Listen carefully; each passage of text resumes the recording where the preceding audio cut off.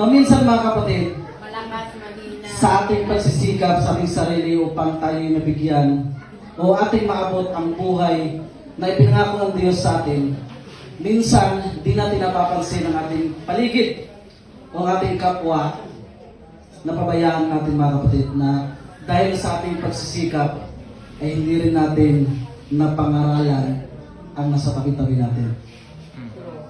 Minsan, ang bilis natin mangaral sa labas, pero dito sa loob ng iglesia natin, hindi natin nagagawa. No? Kadalasan, sa loob ng iglesia ay hindi pa alam ang buong doktrina ng Adventist na galing sa Diyos, mga kapatid. Kahit ako, no?